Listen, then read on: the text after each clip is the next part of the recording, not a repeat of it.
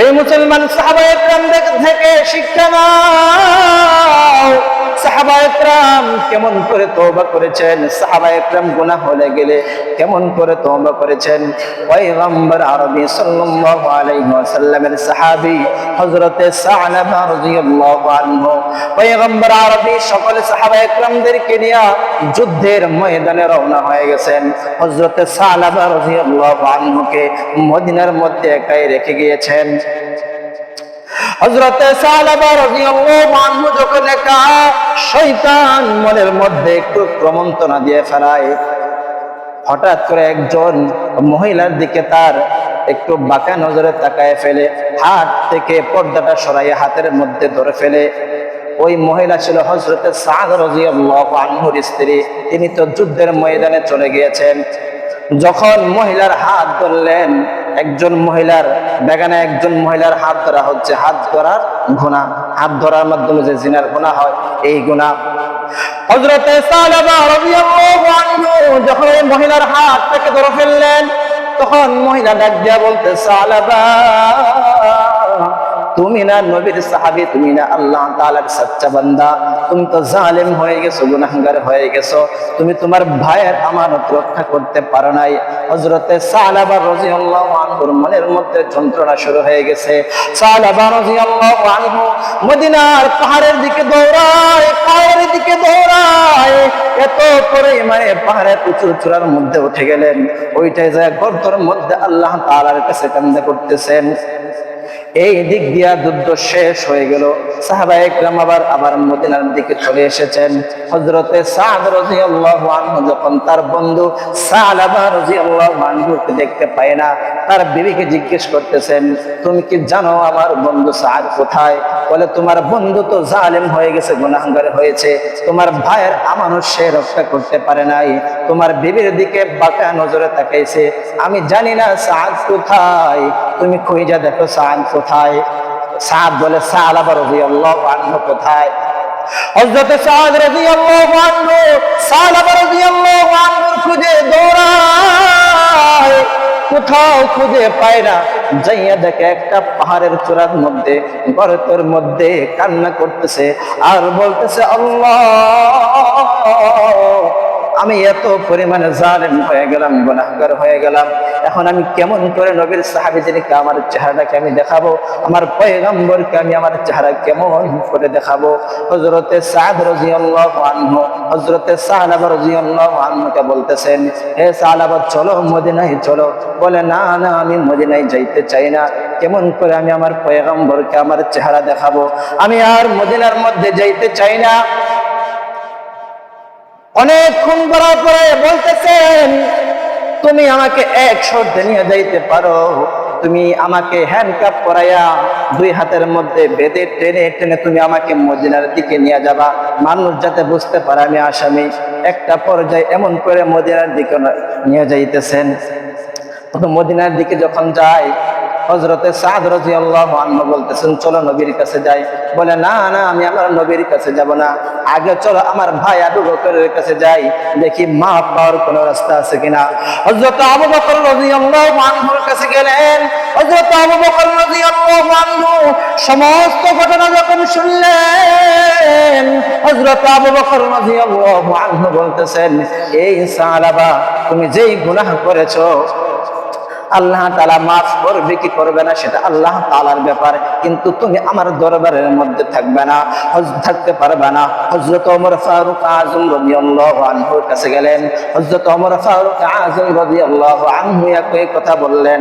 আবার তৃতীয়বার গেলেন হযরত আলী রাদিয়াল্লাহু আনহু। হযরত আলী রাদিয়াল্লাহু আনহু একই কথা বললেন। শেষ পর্যন্ত এখন কি করবে? নবীজির কাছে যাওয়া ছাড়া তো আর কোনো সমাধান হইতে পারে না। হযরত সা'দ রাদিয়াল্লাহু আনহু বলতেছেন, চলো আমরা নবীজির দরবারে যাব। যেই নবীজির কাছে যাইতে চাইছিলাম না, এখন তো আমি এই গুনাহ নিয়ে যদি মরে যাই, কি উপায় আমার হবে? আমি গুনাহ নিয়ে দুনিয়ায় বেঁচে থাকতে চাই না, চলো নবীর দরবারে চলো। নবীজির কাছে যখন গেলেন, নবীজির কাছে যাওয়ার পর পয়গম্বর আরবীকে যখন সমস্ত ঘটনা খুলে বললেন, পয়গম্বর আরবীও বলতেছেন, মাফ করা না করা আল্লাহ তাআলার ব্যাপার, তবে তুমি আমার দরবারের মধ্যে থাকতে পারবে না। হযরত সাদ রাদিয়াল্লাহু আনহু কান্না করতেছেন আর মদিনা থেকে বেরিয়ে চলে যাচ্ছেন। এমন সময় তার মেয়ে ডাক দিয়া বলতেছে, আব্বু, তোমার সাথী ভাইরাও তোমাকে তাদের দরবারে থাকতে দেয় নাই, শেষ পর্যন্ত পারেন নবী পয়গম্বর আরবী সাল্লাল্লাহু আলাইহি ওয়াসাল্লাম তার দরবারেও তোমাকে রাখে নাই। আমার বাড়ির মধ্যে তোমার কোনো জায়গা নাই, তুমি আমার বাড়ি ছেড়ে চলে যাও। মনের মধ্যে কষ্ট নিয়া হযরতে সালাবা রাদিয়াল্লাহু আনহু মদিনা থেকে বেরিয়ে যায়। হযরতে সাদ রাদিয়াল্লাহু আনহু মদিনা থেকে বের হয়ে পাহাড়ের দিকে রওনা হয়ে যায়। মদিনার বাইরে যাইয়া পাহাড়ের চূড়ার মধ্যে আল্লাহ তাআলার দরবারে কান্না করতেছেন। একদিন, 2 দিন নয় মুসলমান, 3 দিন হয়ে গেল। আল্লাহ পাক রব্বুল আলামিন তো সব কিছু দেখতেছেন। আল্লাহ তাআলা হযরত জিবরাইল আমিনকে পাঠিয়ে দিবেন, এই জিবরাইল, তাড়াতাড়ি আমার পয়গম্বরের দরবারে যাও, আমার পয়গম্বরের জিজ্ঞাসা জানায় দাও আল্লাহ তাআলা ওই সালাবা রাদিয়াল্লাহু আনহুকে maaf করে দিয়েছেন। তুমি তাড়াতাড়ি যাইয়া আমার পয়গম্বর আরবীকে জিজ্ঞাসা জানায় দাও আপনার সালাবা কই, আপনার সালাবারে আল্লাহ তাআলা maaf করে দিয়েছেন।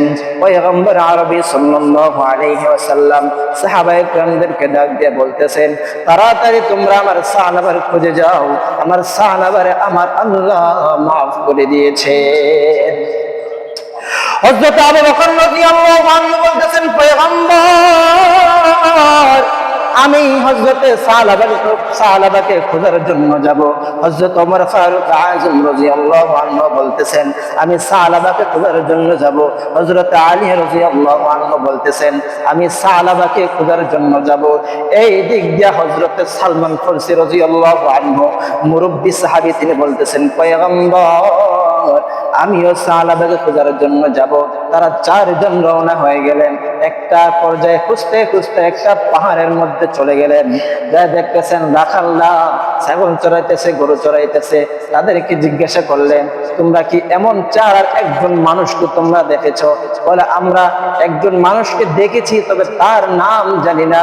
সে প্রত্যেক দিন রাত্রেবেলা ওই পাহাড়ের চূড়ার মধ্যে ওইসা কান্না করে আর জাহান্নাম থেকে মুক্তি চায়।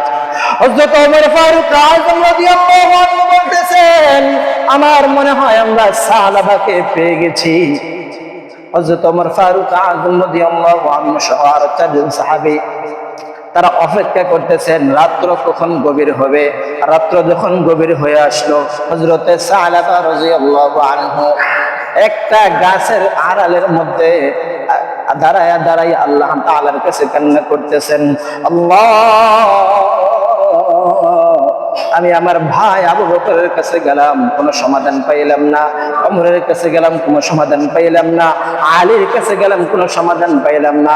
শেষ পর্যন্ত আমার প্রাণের নবী পয়গম্বর আরবীর কাছে গেলাম, এরপরেও কোনো সমাধান পাইলাম না। আল্লাহ, তোমার কাছে যদি আমি কোনো সমাধান না পাই, আমার কি উপায় হবে? তুমি আমারে maaf করে দাও। হযরত ওমর ফারুক আযম রাদিয়াল্লাহু আনহু অন্ধকারের মধ্যে যাইয়া হযরত সালাবা রাদিয়াল্লাহু আনহুর হাতটাকে ধরে ফেললেন আর বলতেছেন, সালাবা চল। বলে, কে আপনি? অন্ধকারের মধ্যে আমার হাত ধরে ফেললেন। তবে কথা শুনে মনে হচ্ছে নবীর সাহাবী আপনি ওমর। বলে, হ্যাঁ আমি ওমর, চলো চলো। বলে, না, আমি মদিনার মধ্যে যাব না। বলে, আল্লাহ তাআলা তোমারে maaf করে দিয়েছেন। জিবরাইল ওহী নিয়ে পয়গম্বরের কাছে এসেছেন, তোমাকে আল্লাহ তাআলা maaf করে দিয়েছেন। হযরতে সালাবা রাদিয়াল্লাহু আনহুকে নিয়ে সবাই মদিনার দিকে দৌড়ায়। এই দিক দিয়ে ফজরের সময় হয়ে গিয়েছে। ফজরের নামাজের ইকামত চলতেছে।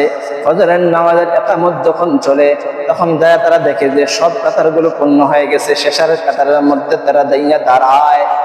পয়গম্বর আরবি সাল্লাল্লাহু আলাইহি ওয়াসাল্লাম নামাজের মধ্যে সূরাতুত তাকাসুর পড়তেছে, বলতেছেন আলহাকুমুত তাকাসুর আলহাকুমুত তাকাসুর, দুনিয়ার প্রাচুর্য তোমাদেরকে ধ্বংস করে ফেলেছে।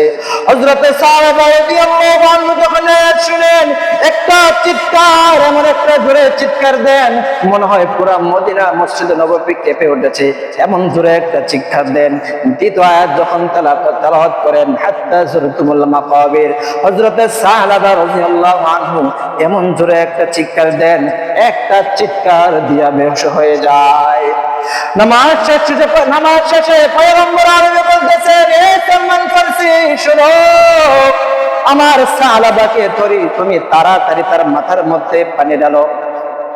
হযরত সালমান ফারসি রাদিয়াল্লাহু আনহু শরীরের মধ্যে হাত দিয়ে দেখতে পাইলেন যে নাড়াচাড়া নাই, কোনো শ্বাসটাও নাই। তখন পয়গম্বর আরবিকে ডাক দিয়ে বলতেছেন, পয়গম্বর আর সাহাবাকে পানি ঢালতে হবে না, সাহাবা এই জমিনের মধ্যে আর নাই।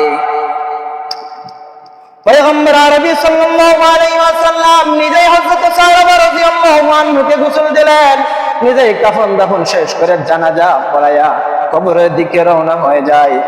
হযরত সাহাবা রাদিয়াল্লাহু আনহুকে যখন কবরের মধ্যে রাখলেন, কবরের মধ্যে রাখার পরে সাহাবা একরাম হযরতে পয়গম্বর আরবিকে জিজ্ঞেস করতেছেন, পয়গম্বর আপনি যখন গেলেন লাশের পিছনে, মানে আপনি যখন সাহাবার পিছনে পিছনে, মানে আমরা লাশ নিয়ে যাইতেছে আপনিও চলতেছিলেন, তো আপনি কেন আপনার বুড়ো আঙ্গুলের মধ্যে বর করে যাইতেছিলেন?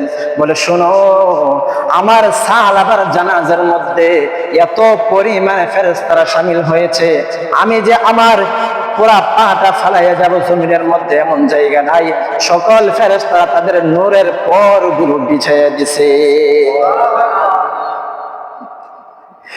এই ছিল সাহাবায়ে কেরামের তওবা। কত পরিমাণে তওবা করেছেন জানো? সকল সাহাবায়ে কেরামের প্রতি আল্লাহ পাক রব্বুল আলামিন খুশি হয়ে গেছেন, তাদেরকে আল্লাহ তাআলা মাফ না করে পারেন না। এই জন্য তো আল্লাহ তাআলা বলেন, রাদিয়াল্লাহু আনহুম ওয়া রাদু আন, আমি সাহাবাদের প্রতি খুশি, তারাও আমার প্রতি খুশি। তাদের থেকে শিক্ষা নাও। আমরা তো বারবার গুনাহ করি, বারবার গুনাহ করি, এরপরও তওবা করি না, অথচ একটা গুনাহ করে ফেলেছে এর জন্য কি পরিমাণে পাগল হয়ে গেছে, আমি যেন জাহান্নামের আসামি না হয়ে যাই। অথচ আমাদের এমন কোনো দিন যায় না যেই দিন আমরা কবিরা গুনাহের সাথে লিপ্ত হই না। এইখান থেকে শিক্ষা নাও, দুনিয়াতে যতদিন চলবা ততদিন যেন তোমার আমার দ্বারা কখনো আর গুনাহ না হয়। যদি গুনাহ হয়ে যায় মাফ করতে আমরা দেরি করব না। কারা কারা রাজি আছে একটু হাত উঠায় আমার আল্লাহকে দেখাও। আল্লাহ তুমি হাতগুলোকে কবুল আর মঞ্জুর করিয়া দাও। আল্লাহ তুমি প্রত্যেকের তওবাকে কবুল করিয়া দাও। আল্লাহ তুমি আমাদের প্রত্যেককে প্রত্যেক দিন বেশি বেশি করে তওবা করার তৌফিক দান করো, আমিন। সেই সাথে আমাদের প্রত্যেককে তুমি 5 ওয়াক্ত নামাজি বানায় দাও, আমিন। আল্লাহ আমাদের প্রত্যেককে কবুল করুক, আমিন।